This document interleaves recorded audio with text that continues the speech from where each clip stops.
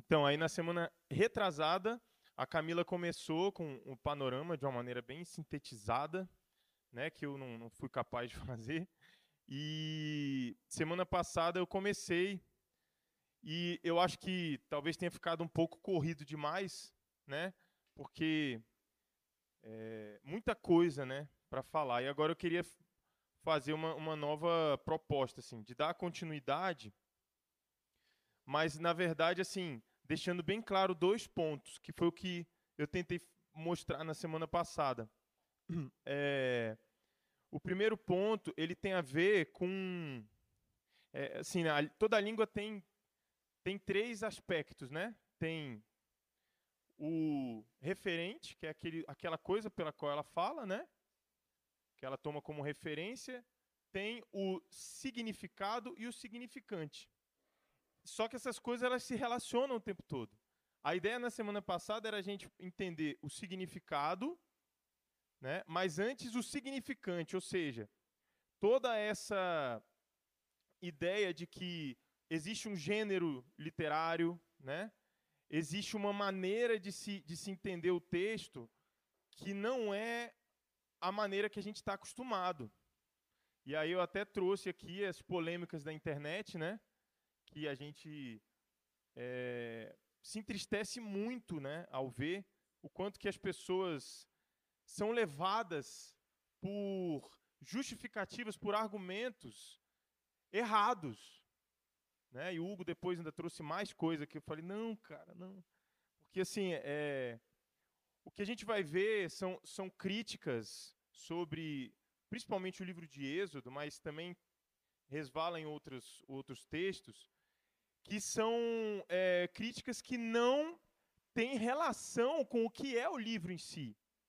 É que nem você criticar Camões, né, um livro poético, porque ele não traz uma boa descrição dos fatos da realidade do seu tempo.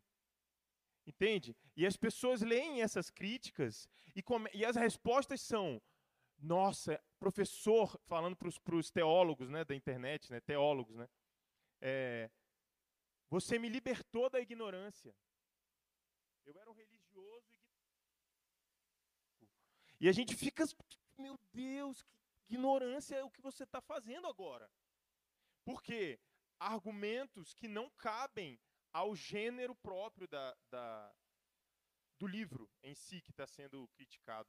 Então, eu fui atrás de trazer algumas coisas para a gente que procuram fazer com que a gente pense melhor nisso e até para a gente ter respostas, né, sobre a razão da nossa...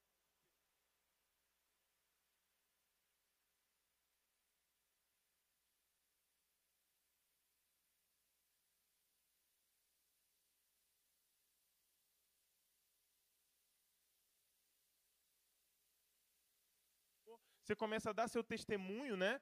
Como os missionários já ensinaram a gente, como é que se aproxima, né? É pelo testemunho. Mas quando a gente fala que a referência é a Bíblia, muitas vezes, dependendo da pessoa, vai dizer isso. E aí a gente tem todo um fenômeno que aconteceu na Europa, né? Que há um esvaziamento da igreja. Por quê? Porque essa racionalização da Bíblia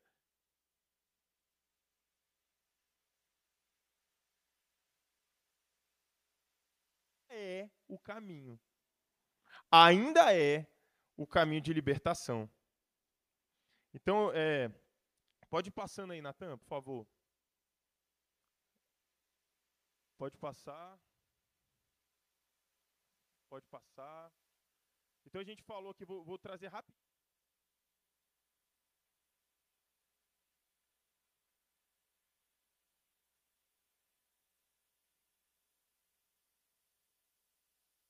Segundo a própria Bíblia, é Moisés. Se a gente for olhar, né, as leituras teológicas, teologia crítica, histórico-crítica, eles vão analisar que existem diferenças dentro do próprio texto. E aí, isso eles vão dizer que são grupos diferentes que escreveram, né? No entanto, e tem um outro grupo que diz que é um texto que vem bem depois, que vem na época do exílio na Babilônia. Só que existem, e aí o que a gente trouxe, né, da outra vez, né, não é que as evidências vão ser a base para a gente crer, nem para ninguém crer, né? A própria Bíblia explica a Bíblia. Mas Deus nos dá sinais, né, assim, de evidências. Uma ou outra evidência nos ajuda a perceber que, sim, aquele texto não é uma fábula. A gente vai ver isso aqui, existem diferenças, né? Esse texto não é uma ficção, o texto de Êxodo. O texto de Êxodo não é uma literatura poética. A gente vai ver isso. Ele tem no meio dele, mas ele não é. E a gente tem provas, né, na história de que aconteceu. Sim. Só que aí, essa prova ela tem que ser, na verdade, um sinal. E a gente tem que lembrar disso. Porque quando você começa a entrar nessa elucubração, né, de ficar procurando, não, mas esse pergaminho é aquilo, e aquela coisa do faraó, não sei das quantas, não é bem isso, é porque, enfim. E aí a coisa começa a ir para outro caminho. Mas por que eu estou falando isso? Porque não está aí, eu estou achando que está aí, perdão. O slide que mostra, né, que falando aqui da questão da escrita, né, quem foi que fez. Tem a teoria documental que eu falei, que, né, que tem as diferentes maneiras de se referir a Deus. Deus como Jeová, Deus como Elohim, né? E a questão sacerdotal também, que é uma visão que parece ser meio que construída pelos levitas.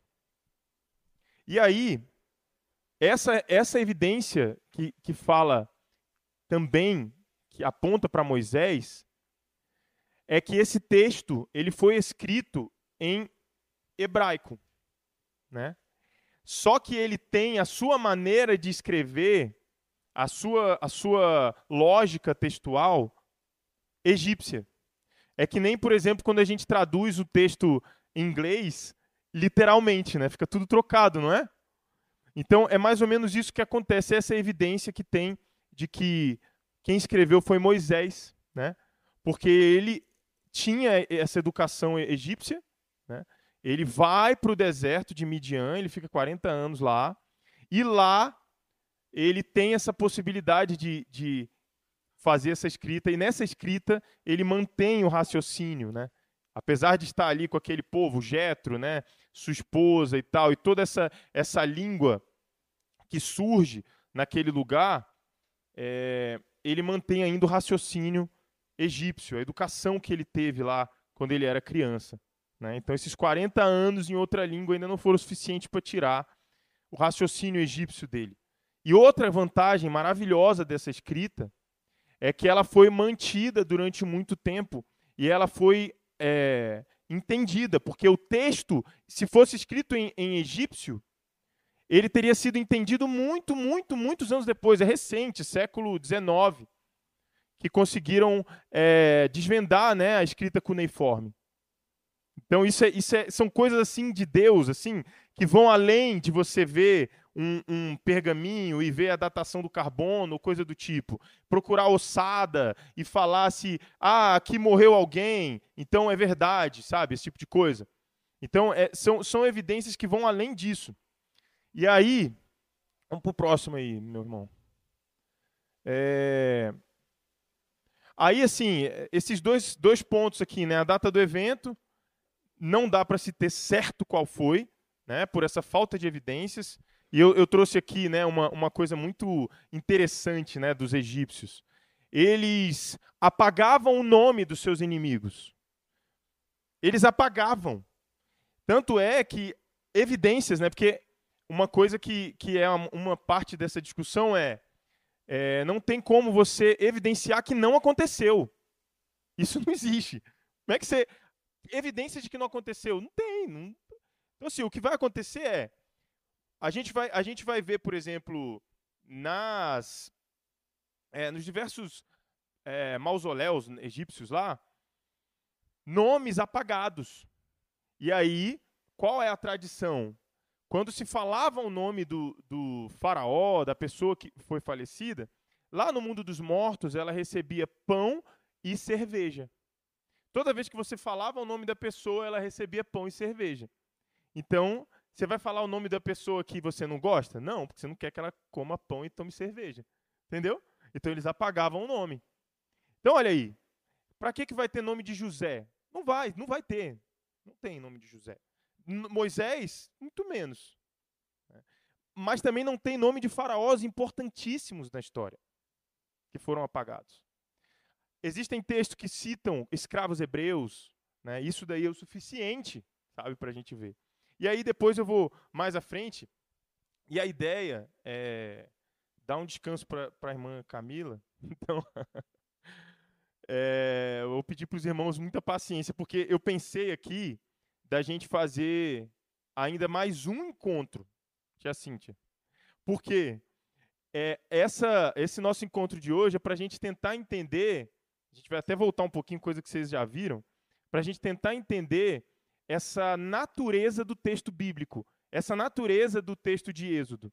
Sabe, para essa coisa que eu estava falando no início aqui, de que as pessoas são ignorantes e por isso falam tanta besteira e se desviam. Tem gente que se desvia por causa disso, por falta de conhecimento. E aí pensa assim, não, mas se a ciência não comprovou, então realmente é mentira. Né? Então, cara, a ciência não é só arqueologia. A ciência tem a ver com as ciências humanas, a ciência tem a ver com a língua, tem um estudo da língua, tem um estudo da cultura, tem muito mais do que só arqueologia. A arqueologia não é a única ciência que existe. Né? Então, isso é ignorância. Então, enfim, aí é isso. Aí, a ideia é a gente estudar um pouco dessa ciência, sabe? Da gente entender um pouco desse caminho de compreensão textual de acordo com o texto que nós temos em mãos. A Bíblia é um conjunto de livros de muito tempo. Enfim, eu vou falar sobre isso com cuidado. Mas esses dois aspectos eu queria que ficasse tranquilo para a gente. Ó. Não sei se vocês estão enxergando bem aí, então eu vou ler. A data do evento do Êxodo corresponde ao que a história chama, né, uma outra ciência, outra perspectiva da ciência, que é a história, né? Ao final da era patriarcal, que é o quê? Entre 1550 a.C. e 1200 a.C. Então, vai ter um monte de historiador especulando períodos aí. Foi esse faraó? Não, foi aquele faraó. E é muito legal estudar isso. Aí a ideia é deixar isso para o nosso outro domingo, porque domingo que vem tem uma aula especial com a missionária Nil. Não é? Talvez. Então a gente vai dar uma pausa e na outra a gente continua e aí a gente entra nisso aqui, porque é muito legal mesmo.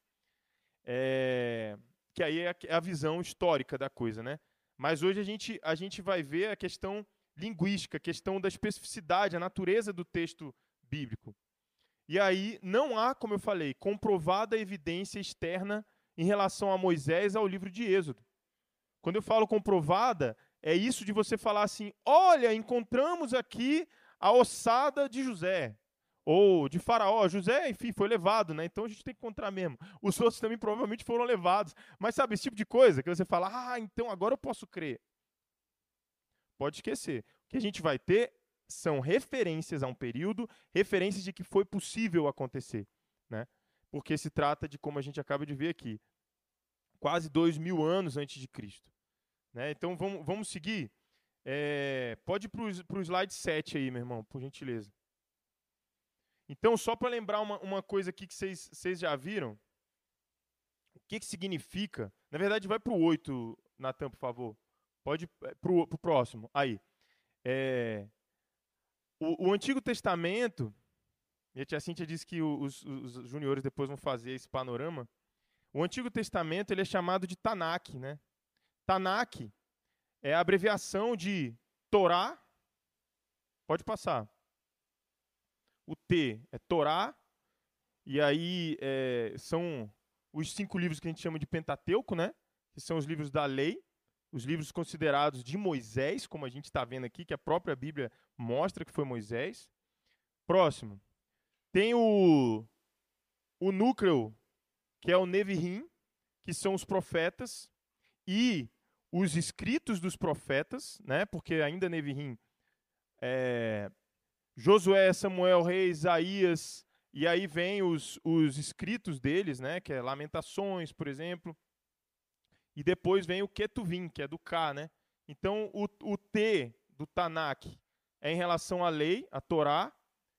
O N do Tanakh é o Nevi'im, que quer dizer, né, isso em hebraico, em português, profetas. E o K, que é o Ketuvim, que são os escritos, os livros não só poéticos, mas também históricos. Percebem a diferença, né?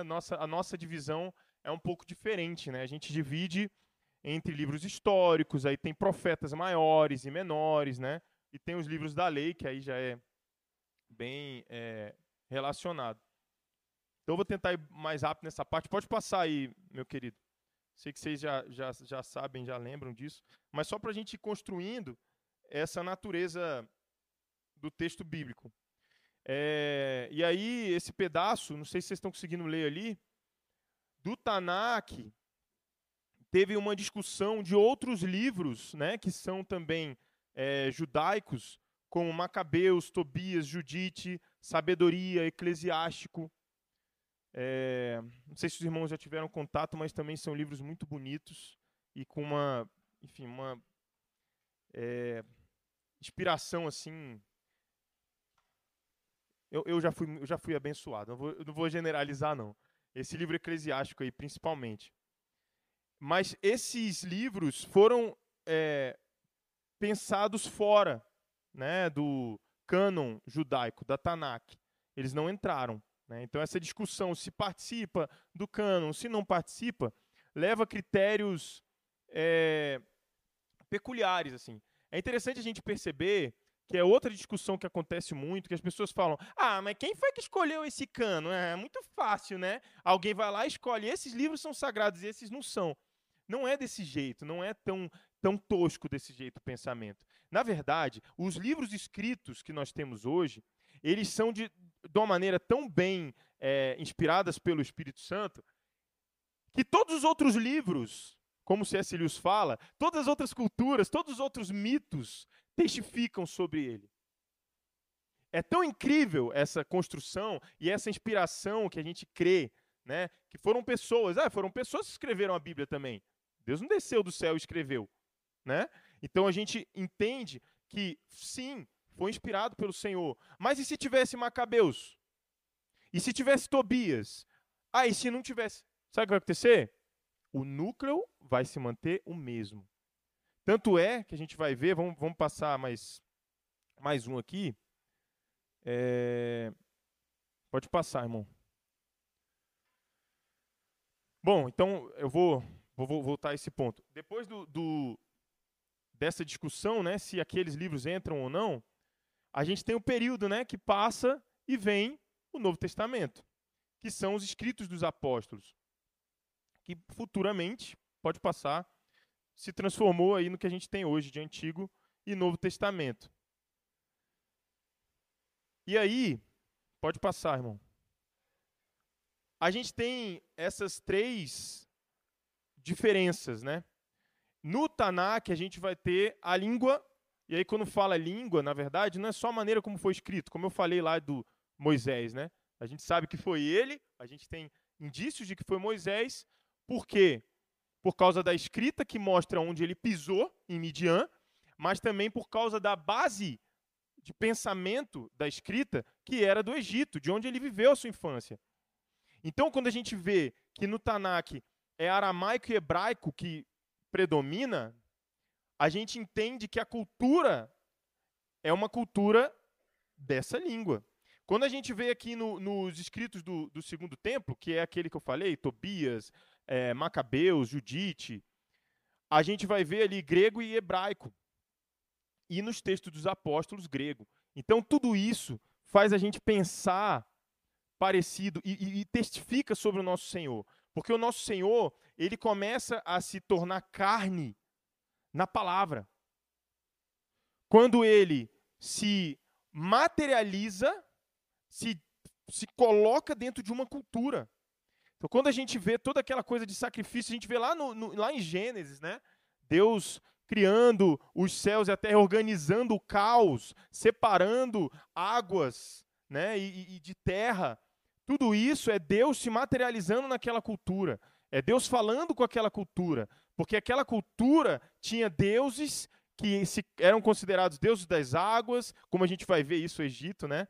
A gente vai ver no Êxodo. Deuses dos luminares, que para Deus é só, na verdade, uma criatura. Então, quando a gente fala de língua, na verdade, a gente está falando de cultura. Né? Então, é muito mais do que arqueologia. A gente tem uma cultura relacionada à língua, à maneira de ser, à maneira de se vestir, à maneira de pensar. Né? Então, vamos para o próximo aí, meu irmão. Então, voltando aqui naquela questão, ó, o Antigo Testamento tiveram esses livros que é chamado do Segundo Templo, chamados de deuterocanônicos.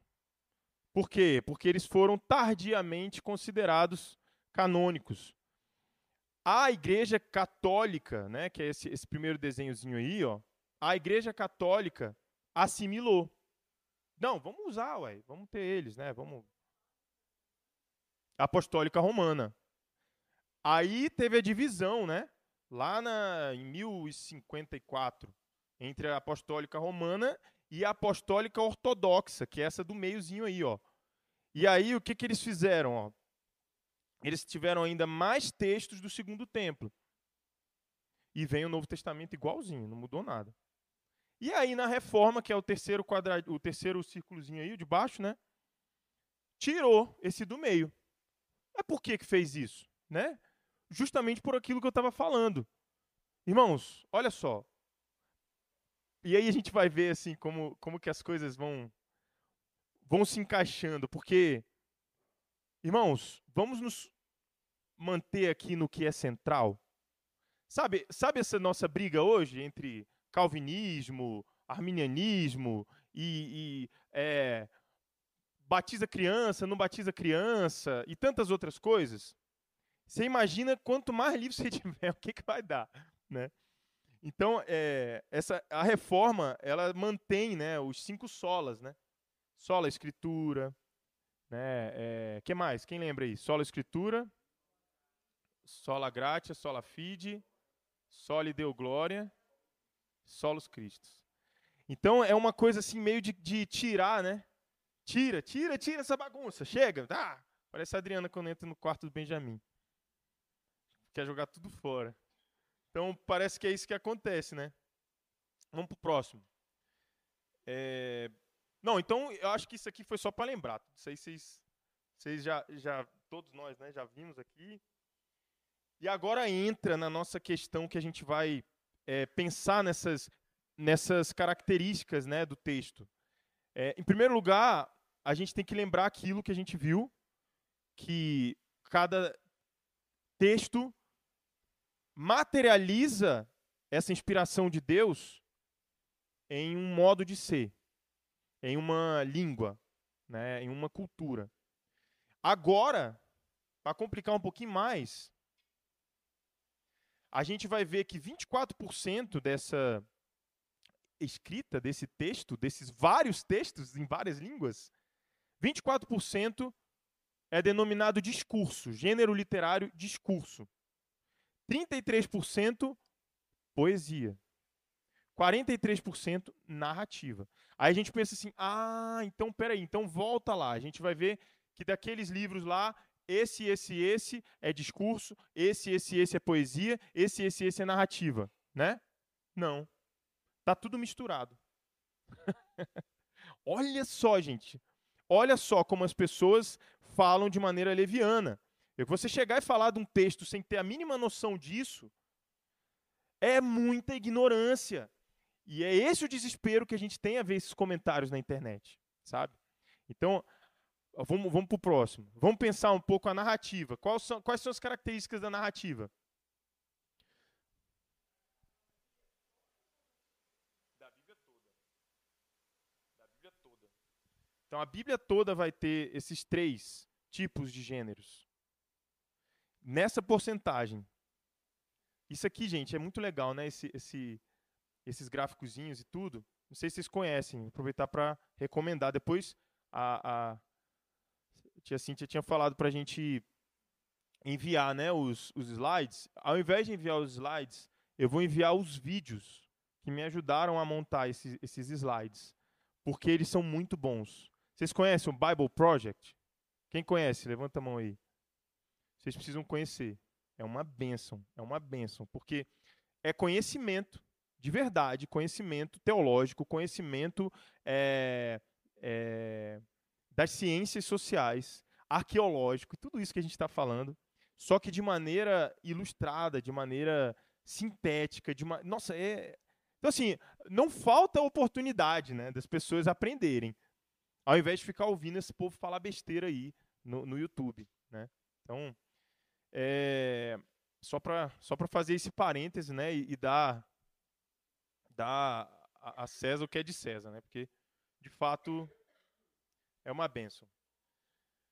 Então, olha só, sobre narrativa, a gente vai ver. Então, não basta dividir discurso, poesia e narrativa. A gente precisa ver que dentro de uma narrativa, por exemplo, a gente tem tipos diferentes. Então, se a gente pensar, né, tem o gênero, que é o guarda-chuva maior, né? Gênero do discurso, gênero da narrativa, gênero da poesia. E dentro de cada um desses gêneros tem os estilos. Então, o estilo de uma narrativa, por exemplo, é a história, que a gente vai ver muito no Êxodo. Um épico, né? É um épico. O pessoal está fazendo filme toda hora com o Êxodo, é até cansativo, né? Porque eles contam do jeito que eles querem também, né? É triste. Parábola é uma narrativa também. Agora pensa, gente, pensa. Então vamos procurar o Lázaro, lá do rico e Lázaro, que Jesus contou. É o mesmo Lázaro que Jesus ressuscitou. E aí esse Lázaro, na verdade, morreu, e aí Jesus contou a história da morte. Sabe esse tipo de viagem que as pessoas fazem, entendeu? Então, o que está acontecendo é que a parábola é uma história que Jesus está contando. Pode ser verdade? Pode ser que Jesus... Mas não é esse o caso. Não é esse o caso. Jesus não está querendo dizer se é verdade ou se é mentira. Ele está querendo passar um ensinamento com aquilo. E aí a gente tem que ter muito esse cuidado. Porque, como eu falei, a cultura da época tinha isso. É uma cultura oriental, uma cultura própria de se contar contos para falar, quer dizer que a Bíblia tem mentira, então. Percebem as discussões? Então a Bíblia tem mentira, porque Jesus inventou coisas. Então, assim, é muito mais complexo do que se parece. A Bíblia é simples, né? Então, não é. Não é. Nem é simples de entender e nem é simples de julgar. Não é? Então, a gente precisa... E é interessante, se parece que você está falando, poxa, então eu vou ter que ser mestre, né? E os apóstolos, né? Tiago, né? Fala, não sejam entre vocês muitos mestres, né? Então... vou ter que estudar tanto. O mais incrível é que não.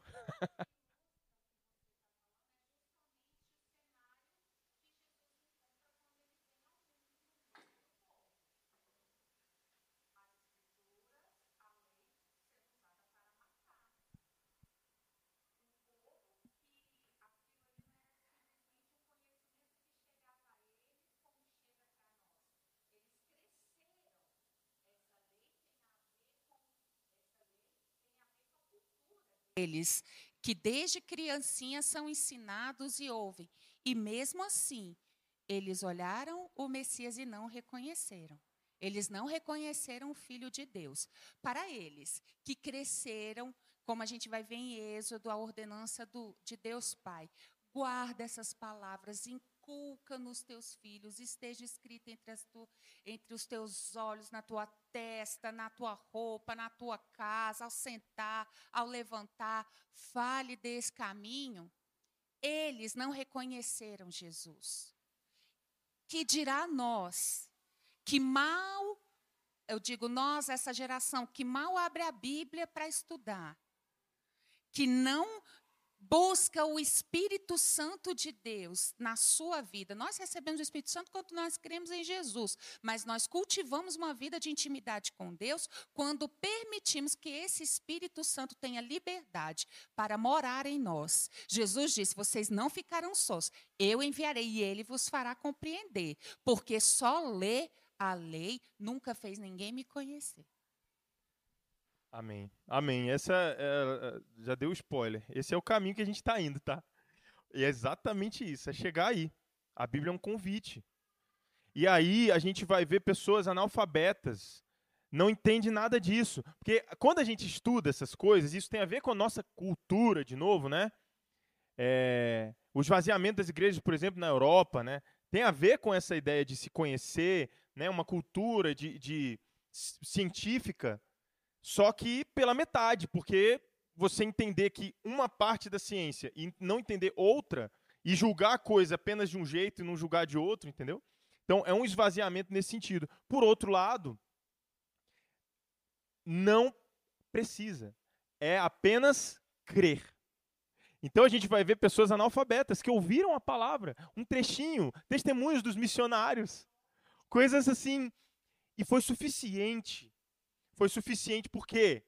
Porque a testificação está no Espírito Santo. E você vê que aquilo é verdade, você ouve aquilo e você sente. Então, é importante na nossa cultura esse conhecimento? É importante para a nossa cultura, né? Mas, ainda assim, a gente conhece pessoas que se iludem com isso, e ficam nisso, e perdem o principal. Né? E entram nessa elucubração, e isso passa a ser um divertimento, né? Porque o conhecimento é um caminho de muita alegria. Dopamina.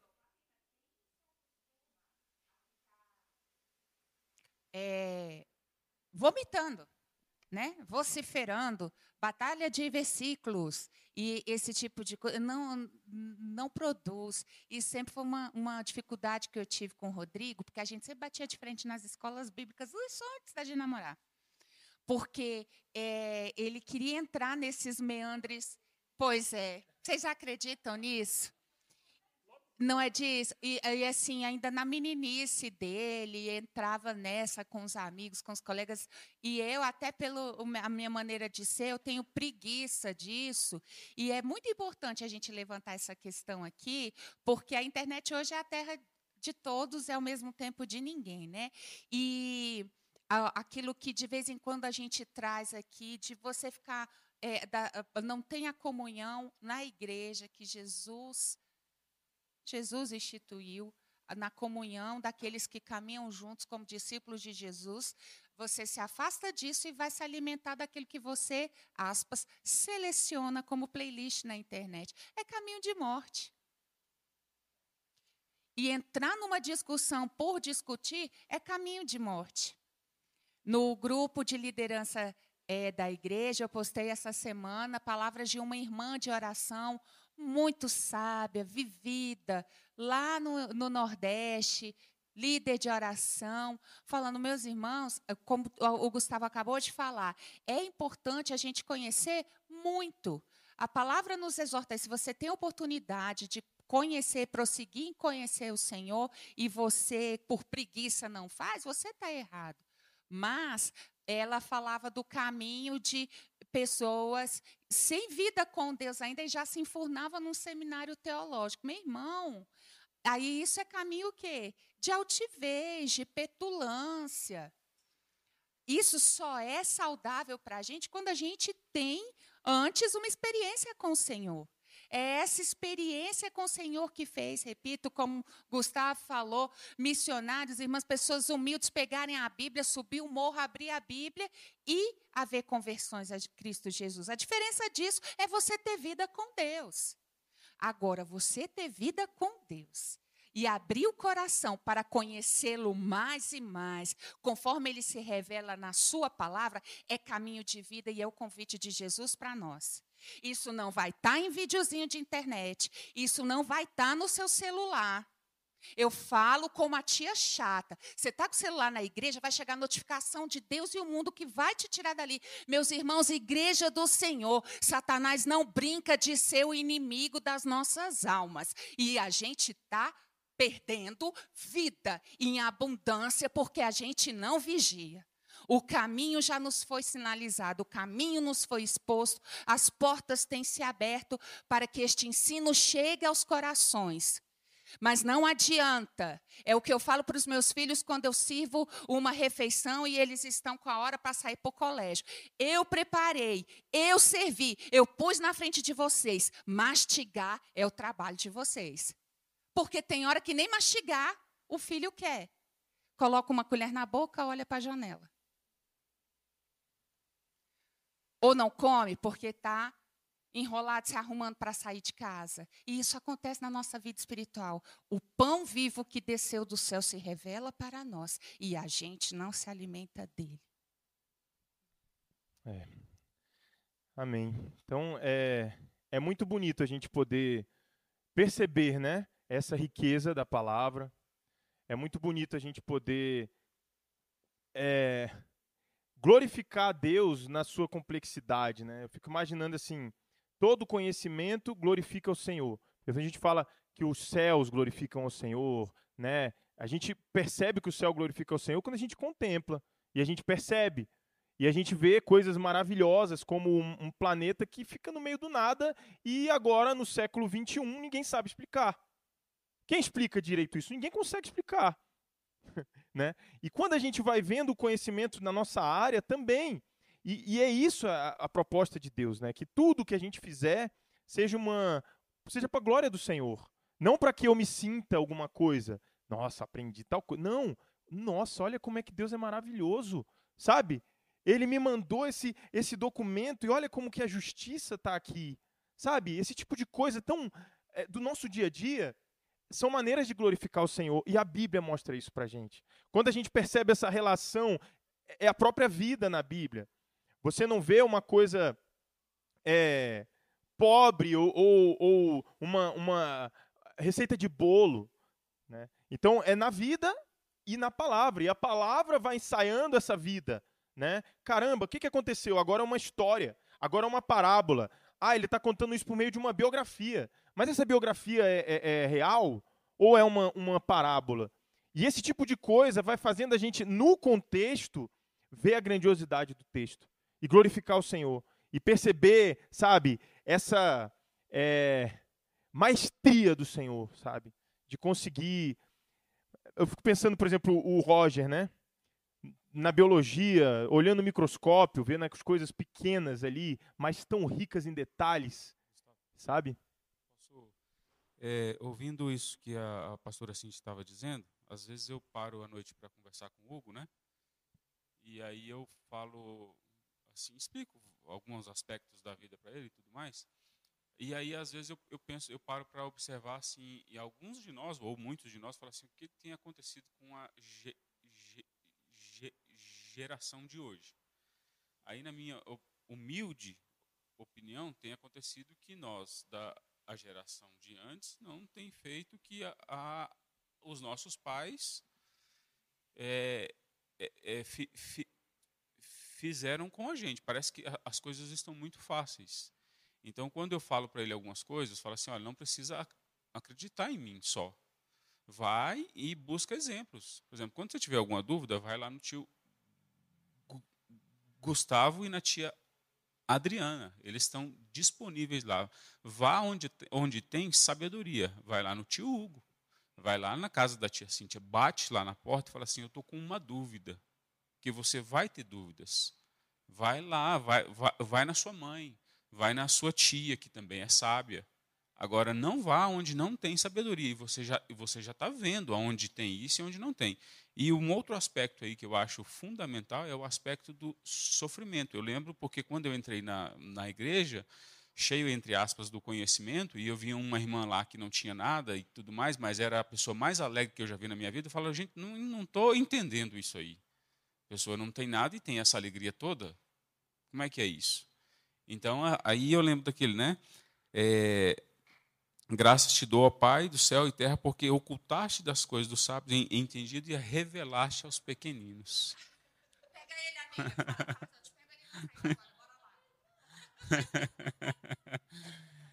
amiga. Então, são aspectos lindos. São aspectos lindos, mas assim, eu estou achando que nem a pastora Cindy está falando assim, olha, eu faço o almoço, eu faço o negócio e tudo mais, e nem o trabalho de mastigando. Estou achando que falta um pouquinho de sofrimento. Então, assim, na minha casa e tudo mais, é claro que a gente quer dar tudo e tudo mais, mas vai ter épocas e que a gente tira a mão e deixa ver a ba- ba- bagaceira que vai dar aquilo ali. Obviamente, com toda a sabedoria do mundo, porque tem coisas que não pode, a gente tem que intervir, né? Eu lembrei até do exemplo de um pai falando para o filho, desculpa, você, falando assim, olha, deixa a porta do seu quarto aberta, porque o filho estava numa época ali, né? Eu não vou explicar mais, porque vocês entenderam, né? E não vou dar o exemplo todo, porque senão vai escandalizar. E o pai falando para o filho, fala, deixa a porta do quarto aberta, e o filho não, deixa a porta do quarto. Aí um belo dia o filho chega da escola e não tem porta do quarto. Falou, o que houve? Não, não tem mais porta. Não tem mais porta do quarto. Então, assim, por quê? Aí eu não vou explicar, porque senão vai escandalizar. Amém. Então, irmãos, não vai dar tempo de terminar o de hoje. Passa aí, por favor, Flavinho. Então, aí falando gênero poesia, pode passar o próximo. O gênero poesia também tem 3 tipos. A gente vai ter canções, a gente vai ter sabedoria e a gente vai ter profetas. Tem profetas que fazem poesia, né? Lamentações, né? Então, você vê, essas coisas vão se relacionar, né? Tanto no Êxodo, um discurso, que é, por exemplo, a lei. A gente vai ter também uma narrativa, que é a questão toda, né, de contar como foi no ano, né, o capítulo 1 lá, que eles se multiplicaram e o novo faraó ficou insatisfeito e quis, né, diminuir eles, essa coisa toda, narrativo. E, de repente, aí vou lá, atravessou o Mar Vermelho e tal, e aí vem o Cântico de Moisés. Entendeu? Então é tudo junto. Vários gêneros diferentes. E se a gente não tem essa noção, a gente pode olhar e ficar, né? Oxe, o que aconteceu? Por que está repetindo, né? E fica aquele negócio meio assim. Então é muito rico quando a gente entende isso e tem essa leitura percebendo essa maestria, sabe? São gêneros comuns na época e são escritos com este propósito. Não foi por acaso, não são pessoas perdidas na vida. Então é uma coisa já construída com beleza, sabe? Isso é muito importante para a nossa noção, né? Então eu vou. Aí vem. Pode passar mais um aí, Matheus, por favor? Discurso, pode passar mais um. Então, ó, só para dar um exemplo, no Brasil, apenas no Brasil, a gente tem. Olha o tanto de escola literária. Imagina, né? A gente falou de 3 ali, a gente falou do hebraico, a gente falou do grego, e a gente falou do aramaico, que tem a ver com culturas específicas. Imagina as escolas presentes naqueles textos, né? Então é isso que a gente vai ver, a falta desse conhecimento, né, com as pessoas. E quando a pessoa, é isso que o Cris falou, quando a pessoa não quer a coisa, ela só vai atacar, né? Eu tenho uma aluna que, duas alunas, né? Uma era cristã, isso já tem alguns anos já. E a outra, ela estava pregando para ela há muito tempo. E aí tem um colega meu que é professor de filosofia e é ateu. E ele usa a Bíblia como fonte histórica, científica, na tese dele de doutorado, né? E aí essa menina, quando ouviu a palavra, né? Um dia que foi... essa colega já falava muito, né? A Emily, né? Falava muito de Jesus para ela. E ela, um dia, resolveu falar, quer saber? Eu vou ver se isso é verdade. Aí, professor, eu falei para ela vir falar com você. Então, fica preparado. Até hoje ela não veio falar comigo. Sabe por quê? Porque ela foi falar com o professor de filosofia. Onde você quer procurar tem a ver com a sua inclinação. Ela não queria. Se ela quisesse, ela vinha falar comigo. Como ela não quis, ela foi falar com aquele que usa a Bíblia como um artefato de evidência de alguma coisa.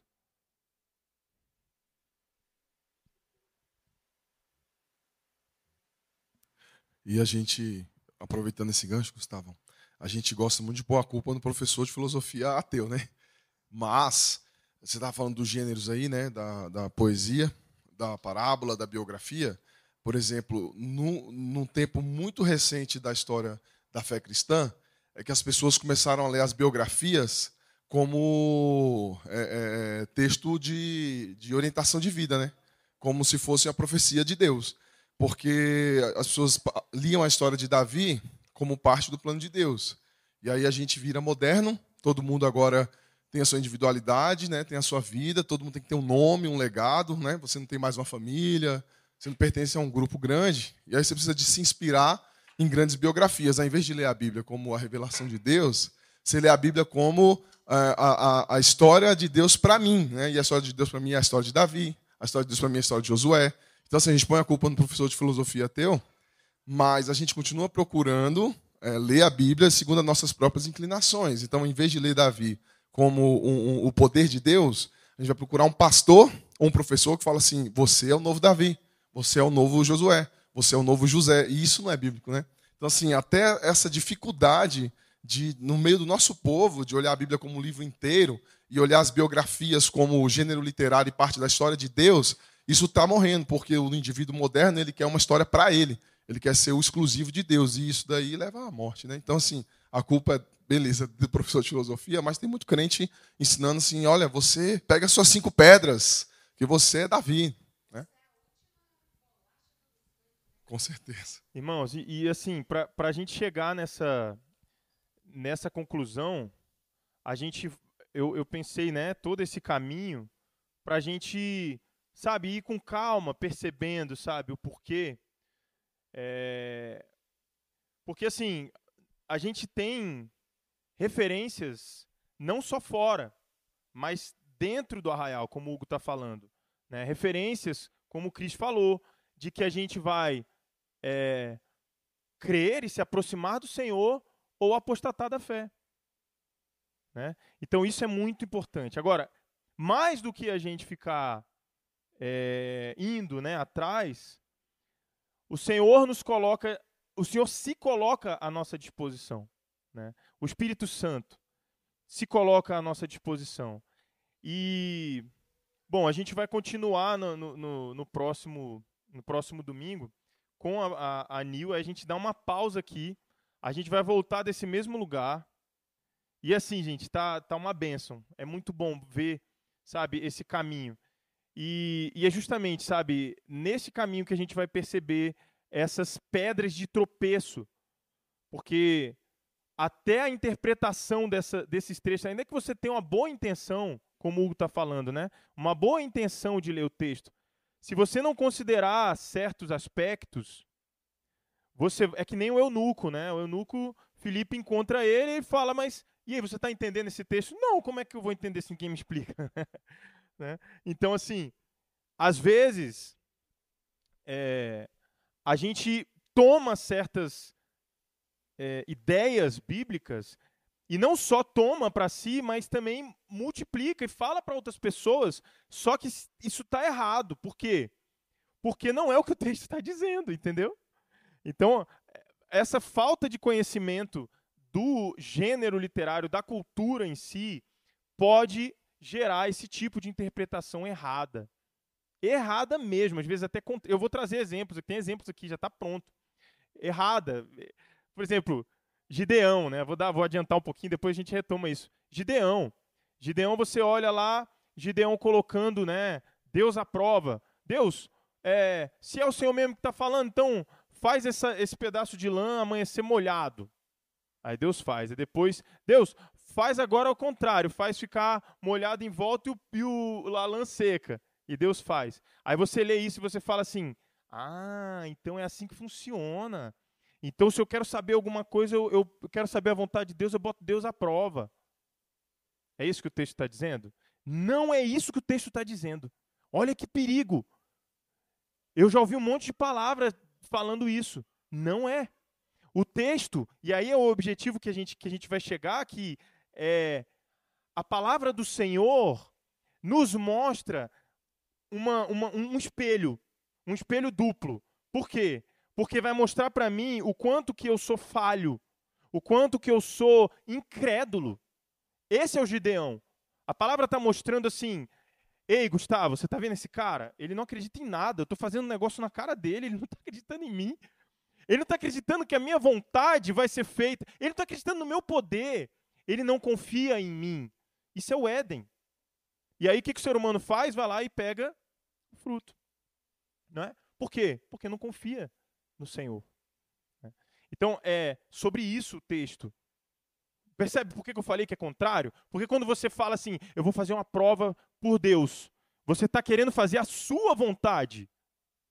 Eu quero saber se isso aqui é certo. Então, Deus, se for, então faz acontecer tal coisa. Quando a vontade do Senhor é que a gente confie nele e seja a vontade dele e não a nossa. Amém? Então, a gente vai, com o tempo, né, tem exemplos aqui para a gente pensar, porque o Êxodo é esse livro que é crucial na nossa compreensão bíblica, no enredo bíblico. Ele vai trazer para a gente a ideia de libertação que Jesus retoma. Ele vai trazer para a gente a ideia de terra prometida, que a gente recebe do Senhor no céu, de ter o Senhor com a gente amplamente. Né? Ele vai trazer para a gente essa ideia de que um cara assassino, um cara que era brabo, se torna o mais humilde, Moisés. Aquele que é a voz de Deus, aquele que faz coisas que, sabe? Então, é sobre isso, sabe? A palavra do Senhor nos mostrando que, apesar de nós, o Senhor age. É na nossa fraqueza, né? Na fraqueza de Gideão, na fraqueza de Moisés, na fraqueza de tantos outros, que o Senhor agiu. E aí, não são heróis. Na verdade, ele é o herói. Ele é o personagem principal da Bíblia. E nós aprendemos com essa Bíblia a sabermos nos esvaziar, a sabermos deixar de lado o nosso ego, a nossa vontade e nos alegrarmos nele, na vontade dele. Amém? Vamos orar? Senhor, nós clamamos, Senhor Deus, porque precisamos, ó Deus, de muitas vezes um leitinho, Senhor. O leitinho, Senhor, que a Tua palavra nos dá com calma, nos toma pela mão, nos leva caminhando devagar, para percebermos, Senhor, quanto, Senhor, que temos sido negligentes à Tua voz. Deus, a Tua voz que nos foi revelada, Senhor, há milhares de anos, Senhor. A Tua voz, Senhor, que está em tantas versões diante de nós e disponível diante de nós. Senhor, e que nós possamos, ó Deus, ouvir, Senhor, o Teu Espírito Santo. Que nós possamos, ó Deus, com aquela porção que já temos, Senhor, nos dobrar, Senhor, deixar de lado, ó Pai, tomar a nossa cruz, sermos, ó Deus, a cada dia mortificados, ó Deus, para que a Tua palavra haja, para que, Senhor, a Tua vontade seja feita, e que possamos, ó Pai, ter esse prazer imenso, Senhor, que é muito maior do que os nossos prazeres, em Ti, Senhor. Em nome de Jesus, Senhor, guia-nos, ó Pai, pelas veredas, ó Pai. Guia-nos, ó Pai, por aquele caminho, ó Pai, que foi traçado por Cristo. Em nome de Jesus. Amém.